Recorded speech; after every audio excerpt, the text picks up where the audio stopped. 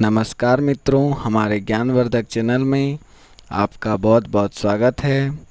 आज हम JCERT text book कक्षा 6वीं के इतिहास के अध्याय 8 को पढ़ने वाले हैं और इसमें हम जानेंगे कि सम्राट अशोक जो थे वो भारत के एक महान शासकों में इनकी गिनती आती है।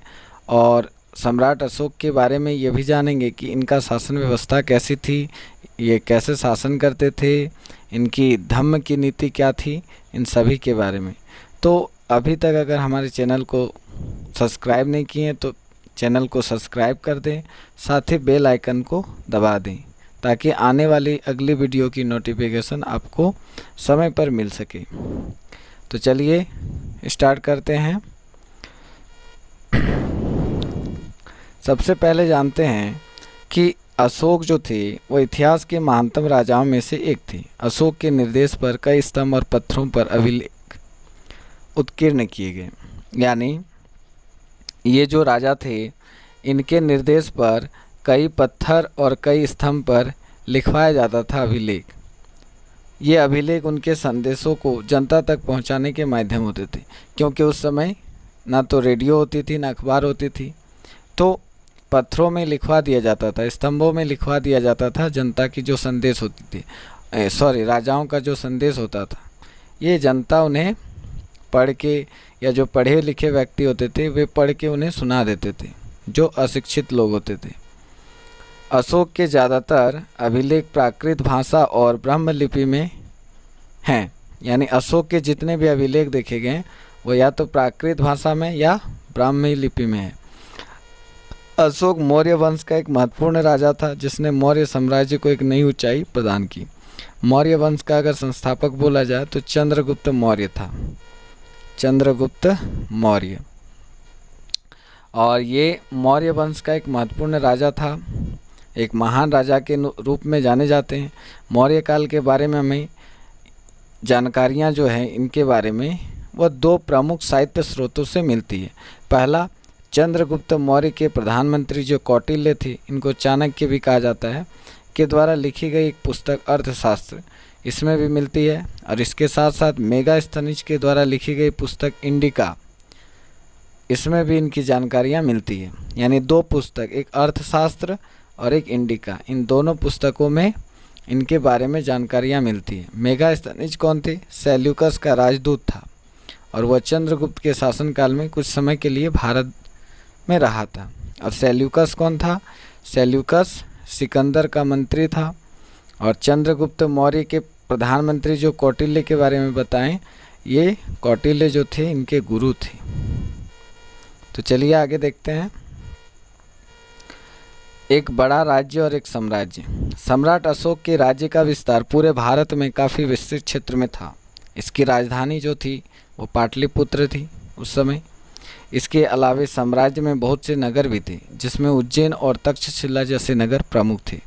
उज्जैन और तक्षशिला जो नगर था वो प्रमुख था इसमें। तक्षशिला वर्तमान पाकिस्तान में भी है अगर देखा जाए इसे मैप में तो। और यहाँ से उत्तर पश्चिम और मध्य एशिया जाया जा सकता है। यानी पहले के लोग उत्तर पश्चिम और मध्य एशिया इसी मार्ग से जाते थे। दूसरी तरफ उज्जैन उत्तरी भारत से दक्षिण भारत जाने वाले रास्ते में पड़ता था।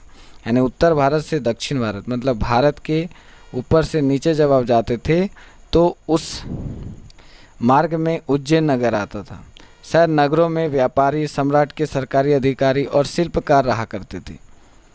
यानी कहा जा रहा है कि इन नगरों में अधिकतर व्यापारी, सम्राट के यानी राजा के जो सरकारी अधिकारी होते थे और शिल्पकार जो होते थे वे लोग रहते थे। साम्राज्य में कई गांव थे जहां किसान और पशुपालक रहा करते थे। मध्य भारत जैसे इलाकों में ज़्यादातर हिस्सा जंगलों से भरा हुआ होता था। अगर आप भारत के मैप में मध्य भाग को देखें तो प्राचीन समय में यह जंगलों से भरा हुआ होता था, जहाँ के लोगों की आजीविका फल फूल का संग्रहण और जानवरों का शिकार करना होता था। यानी उस समय जो जंगलों में रहा करते थे लोग, वे लोग अधिकतर फल फूलों को संग्रहित करते थे, जमा करते थे, जिससे उनका भोजन होता था और जानवरों का शिकार भी करता था। ये उनकी आजीविका होती थी। साम्राज्य में भाषा, भोजन एवं पोशाक की काफ़ी भिन्नताएं थी। साम्राज्य में अलग अलग भाषा बोली जाती थी, अलग प्रकार की भोजन, अलग प्रकार की पोशाक पहनते थे। दूसरे शब्दों में अलग अलग जगहों के लोग अलग अलग भाषा बोलते थे, भिन्न भिन्न प्रकार के भोजन करते थे और भिन्न भिन्न कपड़े पहनते थे। इसमें एक फैक्ट दिया, ये भी जान लीजिए कि मौर्य वंश के 3 महत्वपूर्ण राजा हुए थे। सबसे पहले जो चंद्रगुप्त मौर्य, ये इनका संस्थापक हुआ मौर्य वंश का। उसके बाद इनका जो बेटा था बिंदुसार, ये भी महान शासक थे, और बिंदुसार का पुत्र जो है वो अशोक है। सम्राट अशोक के साम्राज्य का प्रशासन अगर आप देखें तो मौर्य साम्राज्य के अलग अलग हिस्सों पर अलग अलग ढंग से शासन किया जाता था। पाटलिपुत्र और उसके आसपास के इलाकों पर सम्राट का सीधा नियंत्रण था, यानी सम्राट अपनी राजधानी पर सीधा नियंत्रण रखते थे। पाटलिपुत्र और उसके आसपास के इलाकों में सम्राट का सीधा नियंत्रण था। राजा के द्वारा अधिकारियों की नियुक्ति की जाती थी, यानी जितने भी अधिकारी होते थे लेखा जोखा करने वाले, उनकी नियुक्ति राजा करते थे। जैसे कि आज जितने भी न्यायपालिका में जितने भी जज होते हैं, जितने भी बड़े बड़े मंत्री होते हैं, उनकी गठन, जितने भी कमेटी के गठन होते हैं वो राष्ट्रपति करते हैं। ठीक उसी प्रकार राजा पहले करते थे। ये किसानों, पशुपालकों, शिल्पकारों, व्यापारियों से कर इकट्ठा करते थे, यानी जो टैक्स लिया जाता था किसानों से, पशुपालकों से, शिल्पकारों से, ये किनका काम होता था? इन अधिकारियों का। राजा के आदेशों का उल्लंघन करने वाले व्यक्तियों को अधिकारी सजा भी देते थे। सजा भी देने का काम ये करते थे अधिकारी। इनमें से कई अधिकारियों को वेतन दिया जाता था। संदेशवाहक एक जगह से दूसरी जगह तक घूमते रहते थे, और इसमें और एक व्यक्ति होते थे संदेशवाहक। इनका काम होता था संदेश को देना राजा तक, एक जगह से दूसरी जगह वो जाकर खोज खबर लेते थे। राजा के जासूस अधिकारियों के कार्यकलाप और पर नज़र रखते थे। अगर आप देखें तो इन राजा जो थे, राजा यहाँ पे देखिए क्या कहा गया है कि राजा के जासूस अधिकारियों के कार्यकलाप पर नज़र भी रखते थे, यानी अधिकारी किस ढंग से अपना काम कर रही है या नहीं, उन पर नज़र भी रखते थे। इन सब के ऊपर सम्राट था, जो राज परिवार के वरिष्ठ मंत्रियों की सहायता से सब पर नियंत्रण रखता था। उसके नीचे जितने भी आते थे अधिकारी, जासूस, संदेशवाहक, सब इसके नीचे होते थे। प्रशासन की सबसे छोटी इकाई ग्राम से होती थी। जैसे आज भी देखा जाए कि सरकार की अलग अलग स्तर है, केंद्र स्तर है, राज्य स्तर है, उसके बाद एक स्थानीय स्तर पर सरकार की व्यवस्था की गई जिसको पंचायती राज व्यवस्था कहते हैं, और वह सबसे छोटा इकाई ग्राम माना जाता है। आज भी गांव जिसको बोलते हैं, उसी मतलब ठीक उसी प्रकार उस समय भी प्रशासन की सबसे छोटी इकाई ग्राम होती थी।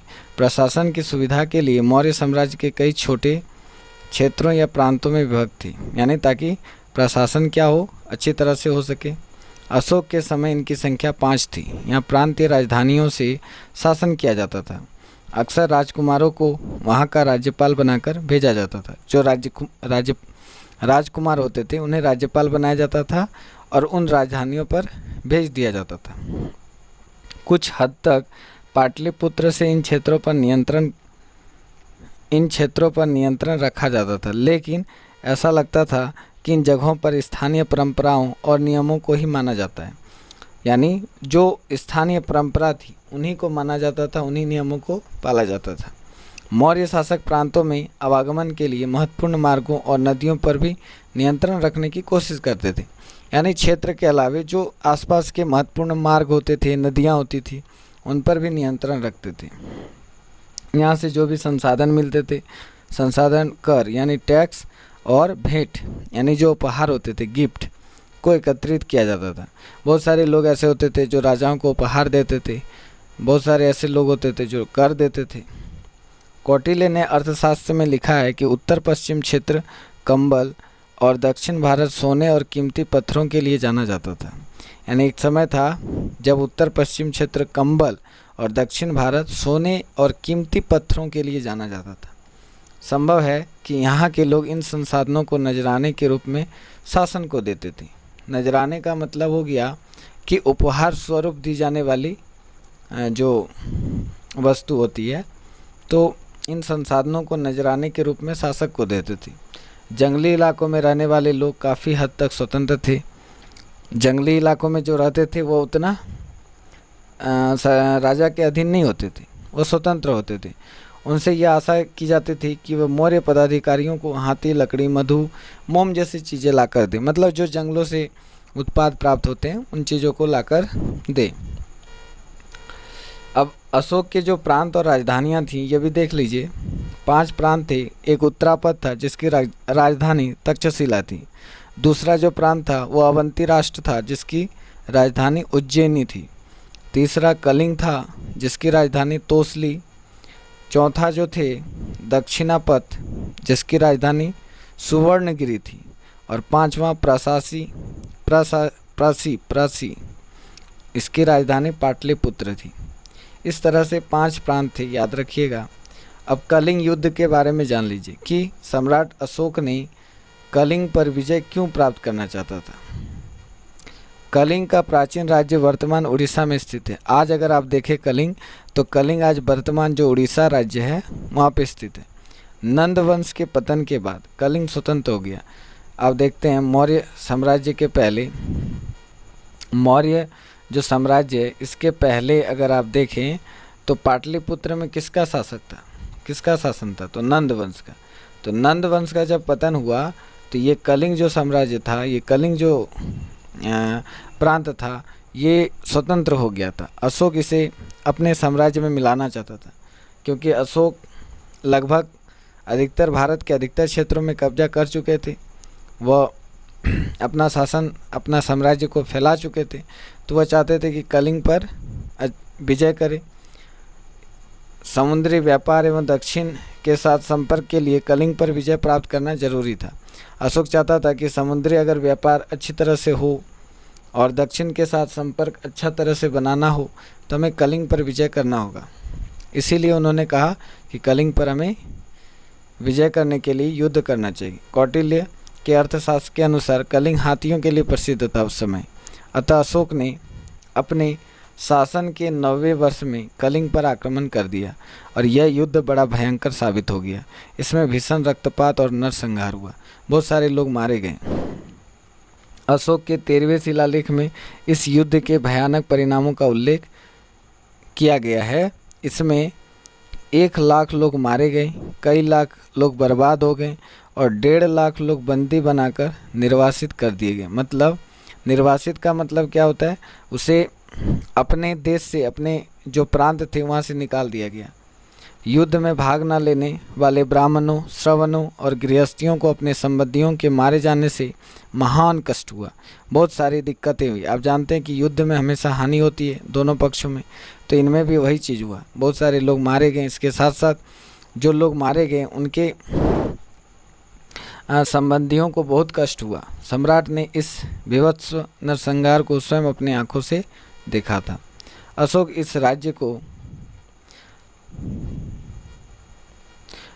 इस राज्य को जीतकर अपने साम्राज्य में मिलाने में सफल रहा, लेकिन इस युद्ध ने सम्राट अशोक के हृदय को परिवर्तित कर दिया।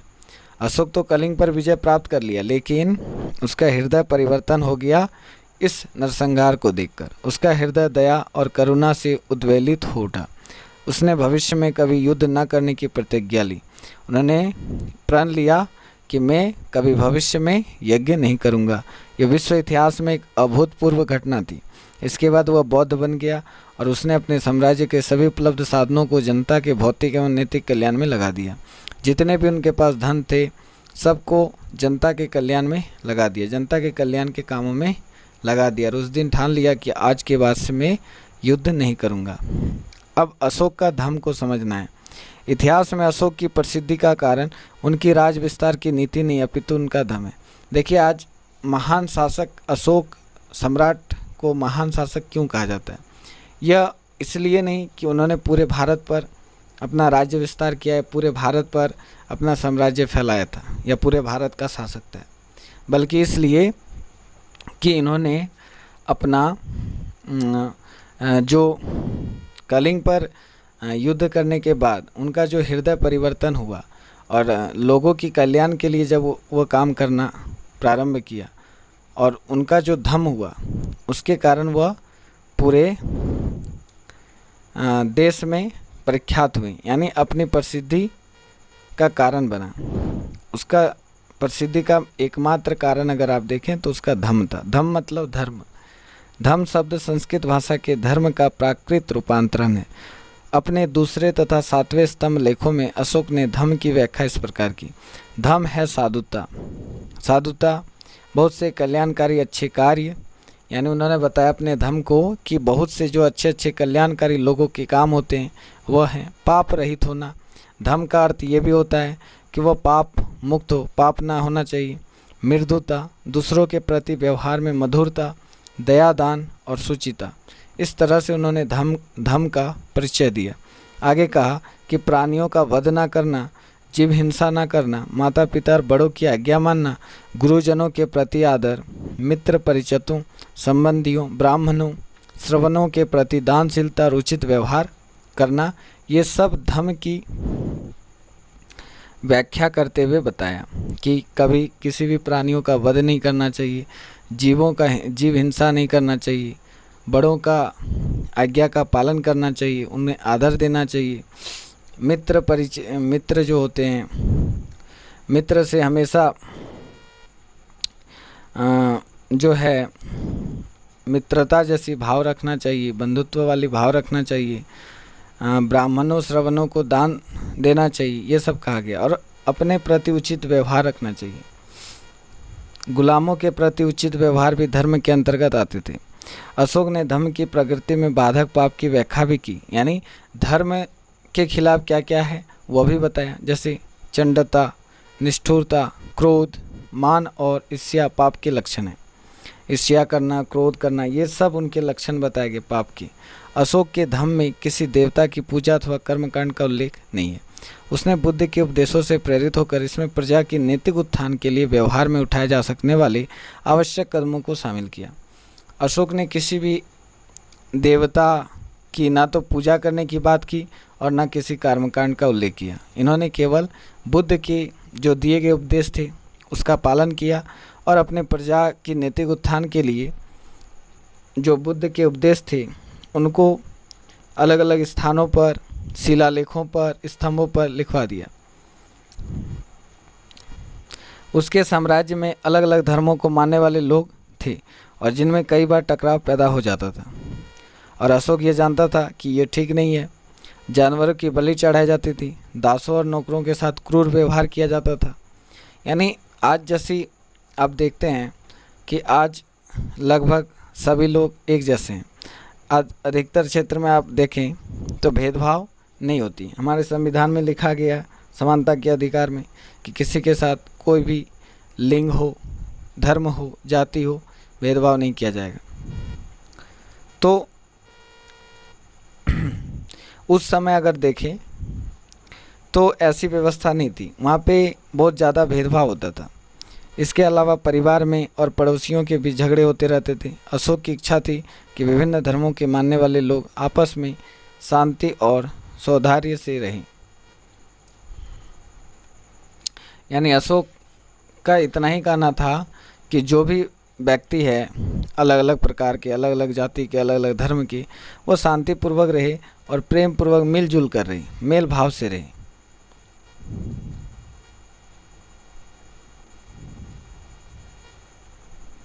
ये उनका कहना था। उसने यह महसूस भी किया कि इन समस्याओं को दूर करना उसका कर्तव्य है। अशोक ने कहा कि ये जितने भी हम कह रहे हैं, जितने भी लोगों के बीच जो दरार है, लोगों के बीच का जो नफरत की ज्वाला है, उसे हमें मिटाना होगा और ये हमारा पहला कर्तव्य है। इसीलिए उसने जगह जगह पर जाकर धम्म की शिक्षा देने के लिए धम्म महामात्र नामक अधिकारियों की नियुक्ति की।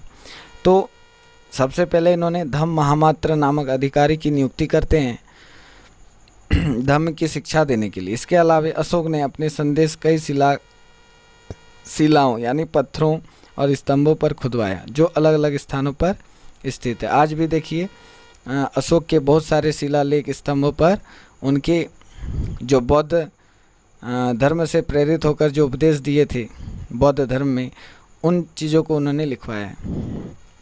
अधिकारियों को यह निर्देश दिया गया कि वे राजा के संदेश को उन लोगों को पढ़कर सुनाएं जो खुद नहीं पढ़ सकते। यानी अशोक ने कहा कि जो लोग शिक्षित नहीं उन्हें भी ये पढ़ के सुनाया जाए। अशोक ने धम्म के विचारों को प्रसारित करने के लिए सीरिया, मिस्र, ग्रीस, श्रीलंका में भी दूत भेजा। यानी केवल हमारे देश में ही सीमित नहीं रहे ये, बल्कि विदेशों में भी भेजा गया। ये विदेशों में भी इनके प्रचार प्रसार हुए।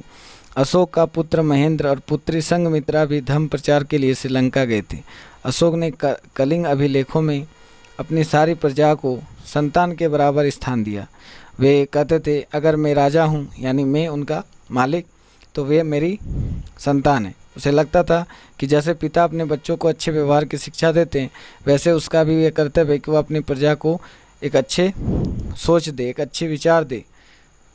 वो समझाता था कि राजा पर प्रजा का कर्ज है, राजा पर प्रजा का कर्ज है, जिसे वह प्रजा के कल्याण कर के ही चुका सकते हैं। इसीलिए कहा कि मैं लोगों की कल्याण के लिए कार्य करूंगा।